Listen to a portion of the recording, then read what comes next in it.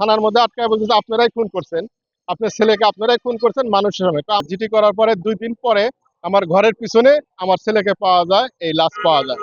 তখন লাশের অবস্থা একটা ডাইন হাত ভাঙ্গা থাকে, তারপরে মুখে এসিড মারছে, শরীরে এসিড মারা, গলা জিব্বা মুখে বাইরে রয়েছে এবং আপনার ওই চোখ দুইটা উঠাই দিছে এবং পেটে একটা চাকু মারা আছে, পিছনে আপনার ঘাড়ের মধ্যেও দাগ দেওয়া আপনার আছে। ছেলে সালাম বাবলু। আব্দুল সালাম। আব্দুল সালাম বাবলু। আপনি এখানে উল্লেখ করছেন যে আপনি একজন প্রবাসী। কোথায় ছিলেন, কত আমি বছর ছিলেন? আমি ওমানে ছিলাম, আমার 10 বছর পার হয়েছে ওমানে। আপনার দেশের বাড়ির ঠিকানাটা বলবেন। আমার ঠিকানা হচ্ছে ঠাকুরগাঁ 1 নম্বর ওয়ার্ড সদর। আপনি যে সমস্যাটা নিয়ে আসছেন হ্যাঁ, এটা সম্পর্কে প্রথমে একটু বলেন। এটা আমি যখন বিদেশে থাকা অবস্থায় আমার ছেলে হতেছে গুম হয়ে যায় 18 তারিখে। 18 তারিখে 3টার পর থেকে আমার ছেলে খুঁজে পাওয়া যায় 18 না। তারিখ বলতে কোন বছরে কোন এটা মাসে? এপ্রিলের, এই 24শে এপ্রিলের 18 তারিখে আমার ছেলে গুম হয়। গুম হওয়ার পরে 20 তারিখে আমার ছেলে, আমি এক থানায় জিটি করাই। আমি বিদেশ থেকে ফোন দিই থানাতে, বললো যে আচ্ছা জিটি পাঠায় দেন, জিটি করে। তখন জিটি করে, জিটি করার পরে 2 দিন পরে আমার ঘরের পিছনে আমার ছেলেকে পাওয়া যায়, এই লাশ পাওয়া যায়। তখন লাশের অবস্থা একটা ডাইন হাত ভাঙ্গা থাকে, তারপরে মুখে এসিড মারছে, শরীরে এসিড মারা, গলা জিব্বা মুখে বাইরে রয়েছে এবং আপনার ওই চোখ দুইটা উঠাই দিছে এবং পেটে একটা চাকু মারা আছে, পিছনে আপনার ঘাড়ের মধ্যেও দাগ দেওয়া আপনার আছে। ছেলে বয়স কত? আমার বয়স হলো 22 বছর, প্রায় 12 বছর। তো এই 12 বছরের একটা ছেলের আপনি যেভাবে এটা বর্ণনা দিচ্ছেন এটা একটা নির্মম মৃত্যু কেন? এটা এটা করছে হচ্ছে আমার বাড়ির পাশে নুন নামে একটা ছেলে আছে।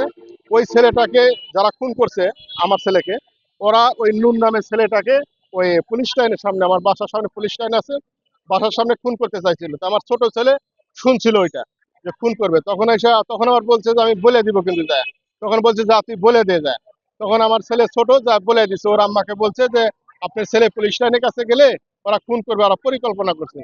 তখন বলার পরে এটা আবার নূরদের সাথে ওদের একটা গ্যামজাম হয়, সবাই আসছে, এসে আমার ছেলেকে হাজির করছে যে তুমি কি শুনছো? বলছে আমি শুনছি।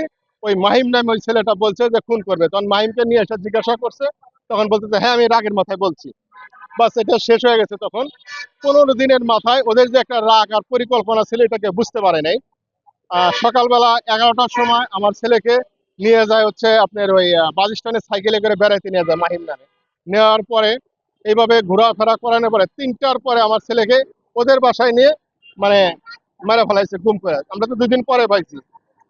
পাওয়ার পরে ওখানে যে আলামত আছে, মানে যেখানে মাটি খুঁড়া ভিতরে রাখতে চাইছিল সেখানে বেলচা মেলচা আমার কাছে সব ফুটেজ আছে এবং ওই বস্তার মধ্যে ঢুকাইছিল, স্বীকার করছে। যখন ওগুলা স্বীকার করার পরে 3জনকে পুলিশ নিয়ে গেছে। একজন হচ্ছে মানিক, তার হাতে এসিড লাগানো আছে, যেগুলা এসিড ওই বাচ্চার শরীরে ছিল, এগুলা এসিড। এবং মাহিম উনির ছেলে এবং সাজ্জাদ নামে এক প্রভাবশালীর ছেলে, এই 3জনকে অ্যারেস্ট করে নিয়ে যায়। তখনই নিয়ে যায় পুলিশ। নিয়ে যাওয়ার পরে যখন সন্ধ্যা হয়ে যায়, তখন আমার ছেলে তো লাশ কাটা ঘর থেকে নিয়ে এসছে, মাটি দিবে বা ই করবে, কাজ করতেছে। তখন প্রশাসন জানতে পারে যে সাজ্জাদ হতেছে প্রভাবশালীর ছেলে, পয়সাওয়ালার ছেলে।